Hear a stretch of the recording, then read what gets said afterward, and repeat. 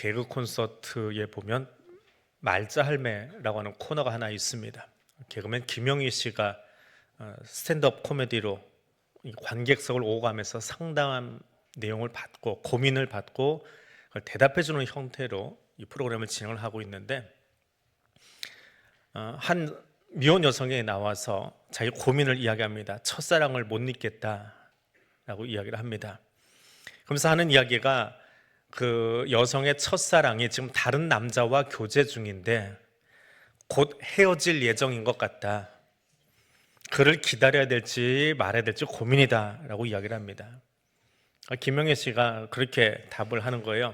정신 차려라, 세상에 좋은 사람 많다 라고 이야기합니다. 그랬더니 이 여자가 더 큰 목소리로 김영애 씨한테 맞받아치는 거예요. 세상에 그 사람은 하나잖아요 하고 소리를 지르는 거예요. 순간 이제 김영애 씨가 갑자기 머리가 하얘지는 거예요. 이렇게 이야기를 끝내버리면 그 코너가 이제 엉망이 되는 거잖아요.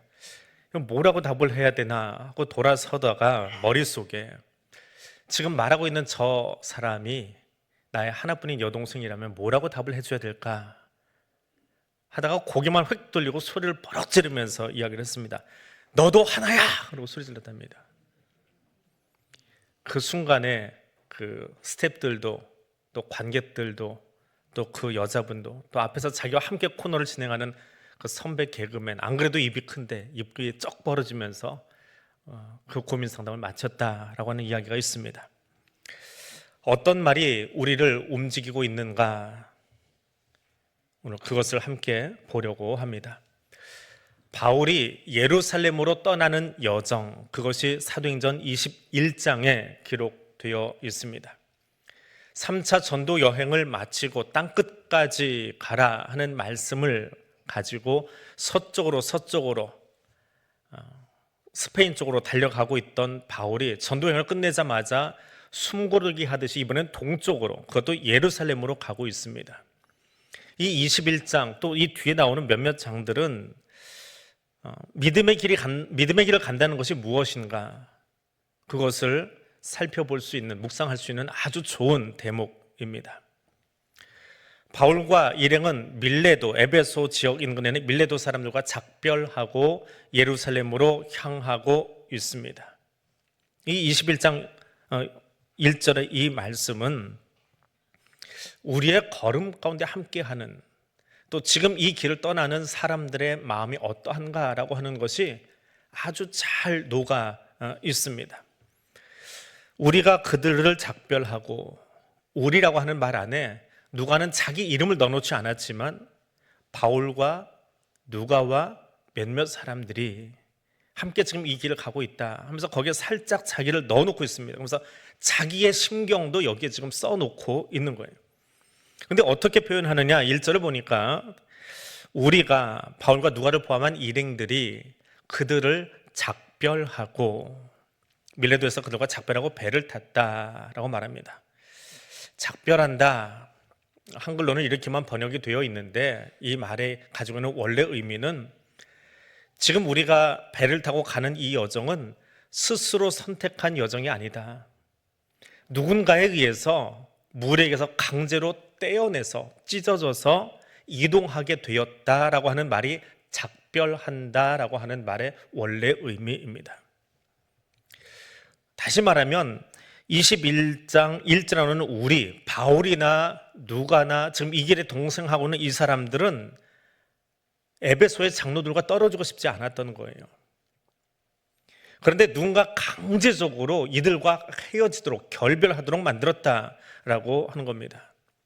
그럼 교회도 안정적입니다. 문제 없습니다. 대도시에서 그 숱한 문제를 지나간 다음에 이제 교회가 평안하여지고 있습니다. 그러면 어떤 목사가 그 교회를 떠나고 싶겠습니까? 조용히 그냥 거기서 큰일 없이 지내고 있다가 은퇴하고 하나님 부르시면 그 앞에 가는 것이 많은 목회자들 혹은 성도들의 마음이겠지요. 바울도 마찬가지입니다. 에베소 교회에 정말 엄청난 사건이 있었어요. 근데 그 사건 속에 에베소 교회가 안정이 되고 정착이 되고 사람들을 세워가기 시작합니다. 그러면 거기서 은퇴하면 좋잖아요. 그런데 성령께서 바울에게 그 삶을 허락하지 않습니다. 그런 계획을 이야기해 주지 않습니다. 떨어지고 싶지 않을 때라도 떨어져야 할 때가 있습니다.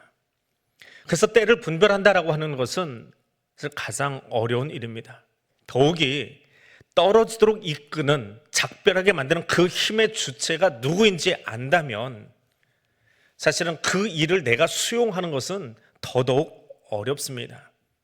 나의 의지는 그것이 아닌데 나는 에베소에 있으면 훨씬 편안하지요.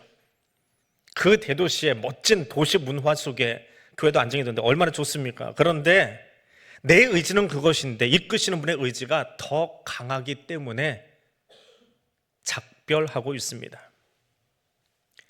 오늘 여러분의 삶을 이끄는, 강력하게 이끌고 계시는 여호와 일의 하나님, 그 일의 하나님 이끄심을 분별하기 시작할 때 우리는 비로소 사도행전 21장 1절의 길 위에 서 있는 겁니다. 그때 우리가 해야 될 일들이 있습니다. 이끄시는 분의 음성을 들을 수 있어야 합니다. 작별하게 하는 어떤 힘, 내 삶을 주관하고 있는 주권자의 그 힘, 그분을 알려면 눈을 떠야 합니다. 편안함을 볼 것인가, 이끄심에 순종할 것인가 결정해야 합니다.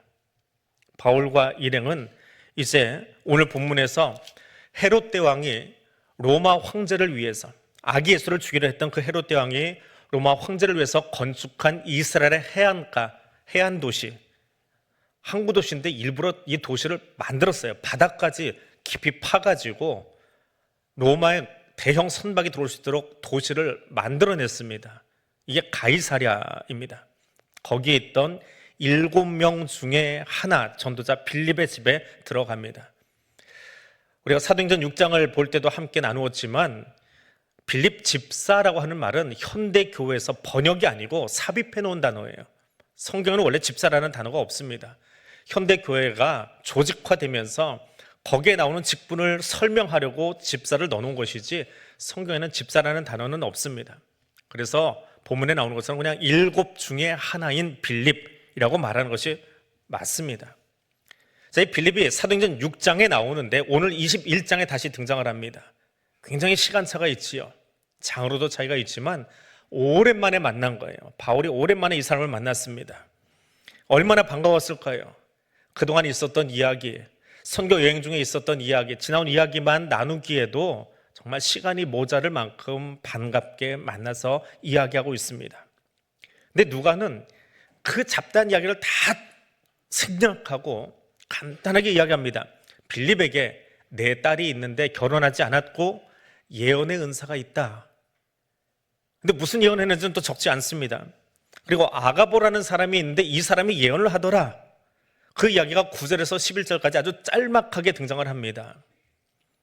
은사가 있다고 했지만 어떻게 은사를 표현했는지는 적지 않고 아가보를 통해서 들려주신 성령의 음성이 무엇인지, 그 예언의 내용이 무엇인지 그것도 요지만 간략하게 적어놓습니다. 11절입니다.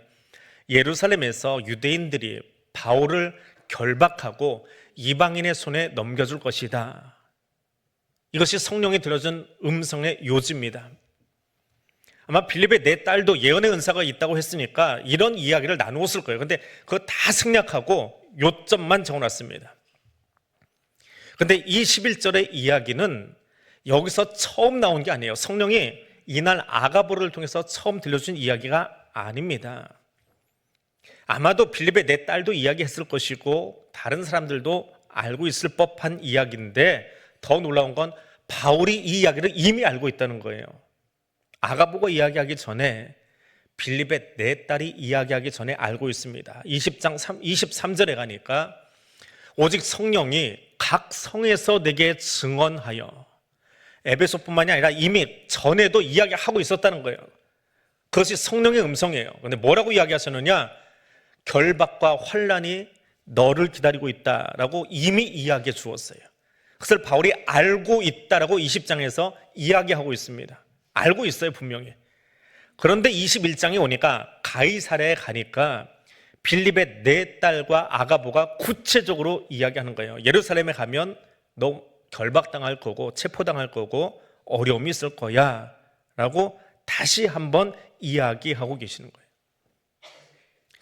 하나님께서 자신의 뜻을 계시하실 때에 특별한 선지자에게 이야기도 하시지만 여러 사람을 통해서 내가 그 일에 확신을 갖도록 계속해서 반복해서 이야기하시고 그 길로 끌어가실 때가 있습니다.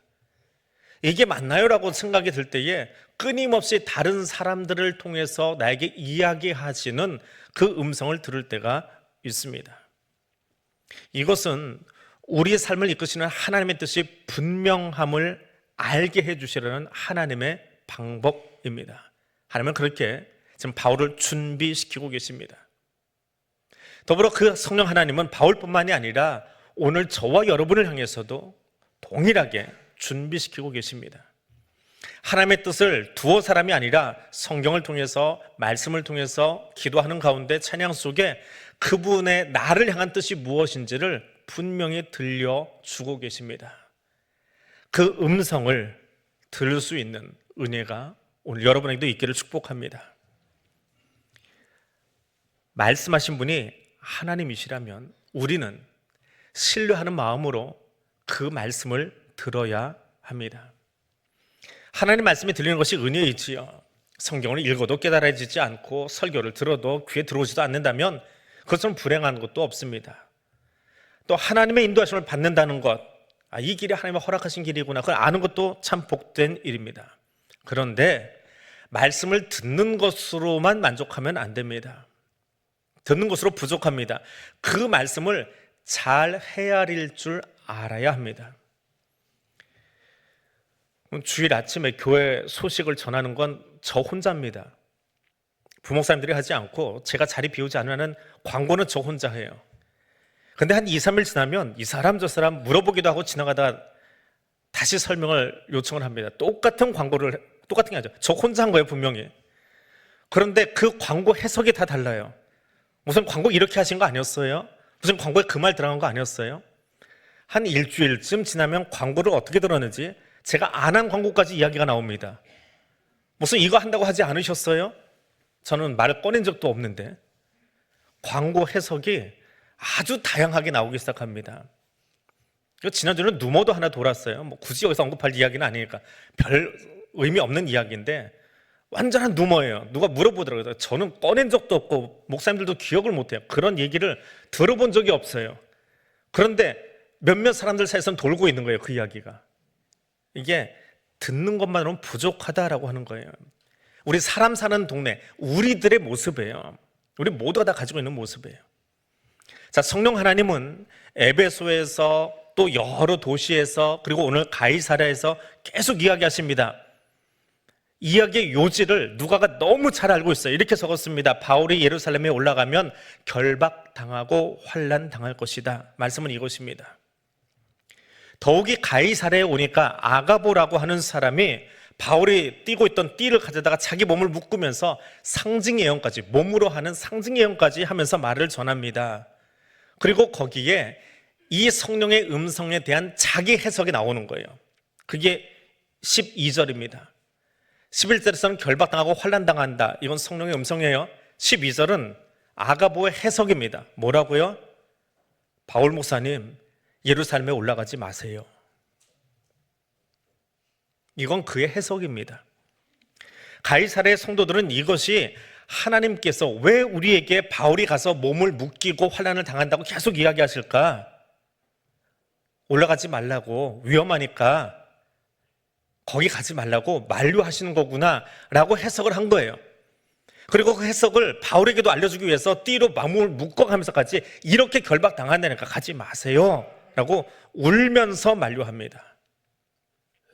그런데 바울은 동일하게 이 음성을 들었어요. 이미 21장 들어오기 전에 20장에서 에베소에서 이 일을 알고 있어요. 알고 있다고 이야기까지 합니다. 그런데 가이사랴에 와서 또 이 일이 벌어지니까 바울은 이 음성에 대해서 이렇게 해석을 합니다. 내가 묶이는 삶을 사는구나. 묶이게 되는구나. 체포당하는구나.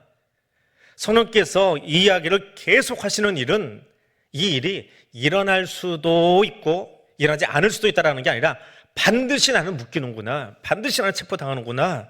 이건 꼭 일어나는 일이구나. 그러면 예루살렘에 가기는 가는데 마음 단단히 먹고 가야 되겠다. 모르고 묶였으면 당황할 텐데 알려주셨잖아요. 그러면 마음 단단히 먹고 가야 되겠다. 그리고 묶으려고 덤벼들면 성령님이 너 묶인다고 이야기하셨으니까 피하고 도망갈 생각 하지 말고 묶여야 되겠다. 마음 단단히 먹고 묶여야지. 이렇게 이 본문을, 이 음성을 해석하는 거예요. 동일한 성령의 음성을 듣고 동일한 말씀을 듣고도 올라가지 않는 것이 주의 뜻입니다 라고 해석하고 울면서 예루살렘에 올라가는 그 길을 가로막아선 사람들이 있고, 그 가로막아서서 우는 사람들 때문에 마음에 상처를 입은 어떤 사람, 바울은 그 상처받은 마음을 예수께 묶으면서, 예수께 붙들어 매면서 이 일을 내가 잘 감당할 수 있으면 좋겠습니다라고 사람들을 다시 한번 설득하는 장면이 나오고 있습니다. 자, 앞에서 이야기했던 개그맨 김영미 씨의 이야기입니다. 이분을 잘 아시는 분들도 있고 이제 이름만 아시는 분들도 있을 텐데 꽤나 비호감인 개그맨이었습니다. 과거에 욕 바가지로 먹고 있던 사람이었어요. 여러 모양으로 참 좋지 않은 인상을 가지고 있었던 사람인데, 세바시라고 하는 프로그램이 있어요. 세상을 바꾸는 15분에 나와서 자기 생을 돌아보면서 강연을 한 적이 있습니다. 얼마 전에 한 강연인데, 그렇게 사람들에게 비호감으로 살다 보니까 자기 홈페이지에 댓글이 달리는데 악플이 달리기 시작하는 거예요. 근데 이게 하나둘이면 모르겠는데 얼마나 심하게 악플이 많이 달리는지 하나둘이면 가서 해명을 하고 거기다가 다시 댓글을 달아주면 되겠는데 너무 많이 악플이 올라오고, 또 그 악플들이 자기가 정리할 수 없는 이 악플의 끈이라고 표현을 하더라고요. 끈을 어떻게 풀어야 되겠는데 풀어낼 수가 없는 거예요. 야, 풀지 못하면 어떻게 해요? 결론을 내렸는데 내가 이 세상에서 없어지는 게 낫겠다. 죽어야 이 악플이 없어지지. 죽는 게 답이겠다. 그래서 스스로 생명을 끊기로 결론을 내렸습니다. 그 결론을 언제 내렸느냐? 한파주의보가 내린 어느 겨울날이었대요. 우리 집이 16층인데 여기서 뛰어내리면 깨끗하게 죽을 수 있겠다. 그래서 창문을 열고 창틀에 발을 턱 올렸답니다. 그런데 창틀이 너무 차가운 거예요. 차고 하고는 발을 쑥 뺐답니다. 차가운데 거기다 발 올리고 올라가는 게 싫더래요. 그래서 봄날에 뛰어내리자. 그럼 발을 걷어들였답니다. 근데 봄이 왜 그렇게 빨리 와요? 봄이 되었어요. 그래, 지금은 창틀이 차갑지 않겠지. 다시 창문을 열고 발을 또 얹었답니다. 창틀이 차가워요? 따뜻해요? 따뜻하더랍니다. 봄이니까요. 그래서 발을 딱 올리고 뛰어내리려고 했는데 창밖의 풍경이 왜 그렇게 예쁜 거예요? 겨울이 지나가고 봄이 되니까 파릇파릇 이파리가 올라오기 시작하는데 너무 그 봄이 아름다운 거예요. 근데 그 아름다운 봄을 보니까 마음이 힐링이 되더래요. 그래서 오늘은 죽을 때가 아닌가 보다. 좀 이따 죽자. 그 발을 또 내렸대요. 그럼 며칠 지나면서 생각하니까 이거 뛰어내리는 거 가지고는 안 되겠다. 자꾸 다른 게 보이니까. 그래서 방법을 바꿨어요. 뭔 방법을 쓰려고 그렇게 했는지는 모르겠지만 이번엔 욕조에다 물을 받았습니다. 뭐 어떤 방법을 다른 걸 쓰려고 했던 것 같아요. 근데 물을 받아놓고는 그 물에 내가 들어가는데 갑자기 물이 차가우면 심장이 놀라서 어떻게 되잖아요. 그래서 물 온도를 재고 있더래요. 근데 가만 생각하니까 지금 내가 죽고 싶은 거예요? 살고 싶은 거예요? 살고 싶은 거예요. 물 온도를 재고 있는 자기를 보면서 이게 내가 죽으려고 하는 게 아니구나. 이 심장이 놀랄까 봐 물 온도 재고 있는 나를 보면서 어이가 없더라는 거예요. 근데 그 순간에 그 뒤이야기는 너무 길었어요. 나중에 여러분 세바시에서 보세요. 짤막한 자기 간증이 나오니까. 사람들이 내게 악플을 달고 나를 힘들게 하고 나를 어렵게 하고 떠나가고 사기치고, 그런데 그 와중에도 나를 끝까지 떠나지 않고 옆에 있던 사람들이 있더라는 거예요. 방법은 다르지만 여러 모양으로 내 옆을 지켜주고 있던 친구들이 여전히 있더라는 거예요. 그리고 또 어떤 사람은 좀 속아내야 되겠다. 이 사람은 더는 만나서는 안 되겠다 라고 정리해야 될 사람들도 보이더라는 거예요. 그러면서 사람 공부를 하기 시작했대요. 그분 표현이 그래요. 사람 공부를 하기 시작했더래요. 그러면서 그 사람 공부한 것을 가지고 지금 말자할매라고 하는 프로를 진행을 하고 있습니다. 힘든 시간, 사람들이 울면서 바울의 마음을 상하게 하는 그 시간, 나에게 주시는 사인은 무엇입니까? 바울에게 너 예루살렘에 가면 결박당할 거야, 그리고 어려워질 거야 라고 미리 알려주시는 성령님의 의도는 무엇입니까? 준비하라는 거예요. 나도 알고 있어. 나 성령도 내가 예루살렘에 가면 어떤 일 당할지 알고 있어. 내가 결박당할 걸, 불의하게 체포당할 걸, 재판당할 걸, 그래서 네가 참 어려워질 걸 나 알고 있어.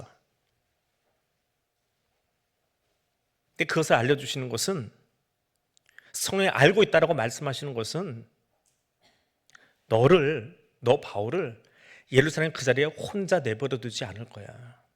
내가 알고 있다고 했잖아. 나도 거기 너하고 같이 있을 거야 라고 하는 성령님의 지지 선언이에요. 내가 너를 지지해 줄게. 내가 그 자리에서 너와 함께 있어 줄게.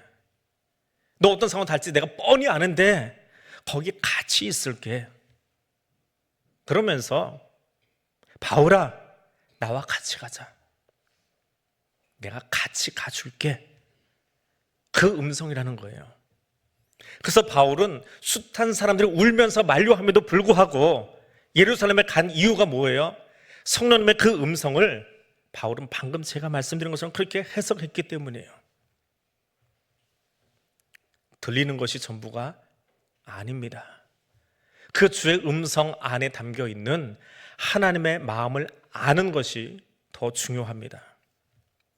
성령께서 길을 보여주실 때 내가 결박당할 거야 라고 하는 그 음성 속에 담긴 주님의 음성, 그 주님의 마음을 알아야 합니다.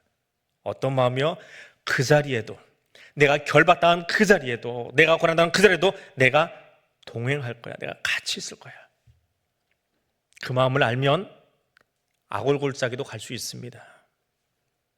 그 마음 알면 아무 때나 어디서나 나를 지키시고 동행하시는 하나님 만날 수 있습니다. 우리가 땅끝까지 동행하시는 하나님, 때로는 푸른 초장이 아니어도, 때로는 눈물 골짜기여도 거기 예수님이 함께 하십니다. 들리는 것이 전부가 아닙니다.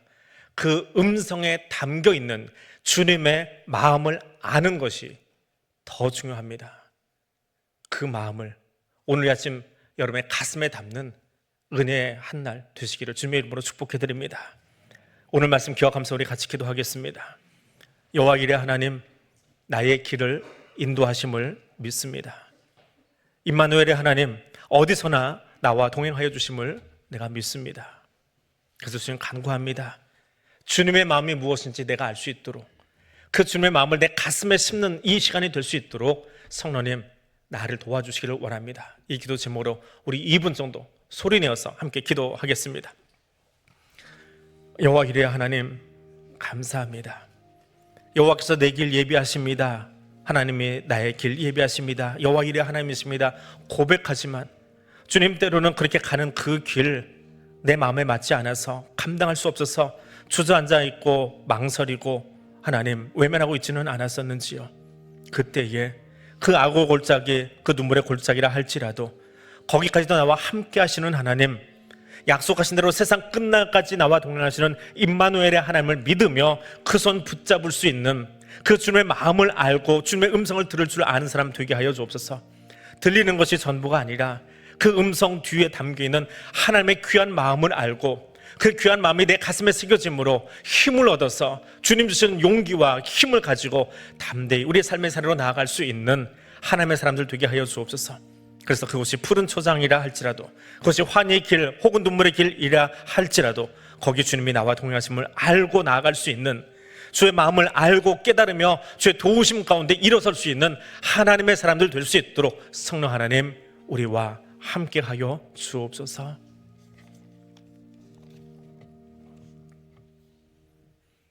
하나님, 오늘도 나와 함께 하시며 동행하시는 하나님 감사합니다. 주님 말씀하실 때 주의 마음을 바로 아는 내가 되고 싶습니다.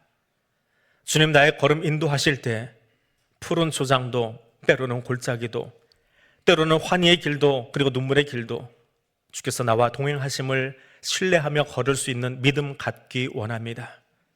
주를 온전히 신뢰하는 내가 되고 싶습니다. 성령 하나님, 같은 성령의 음성 앞에 두려움으로 해석한 그 의미 때문에 길을 막아선 사람이 아니라 주께서 함께 하심을 믿으며 그 믿음의 길 걸어간 바울처럼 살기 원합니다. 성령 하나님, 내게 그 지혜를 허락하여 주시기를, 그 믿음 선물로 주시기를 간구합니다. 예수님 이름으로 기도드립니다. 아멘.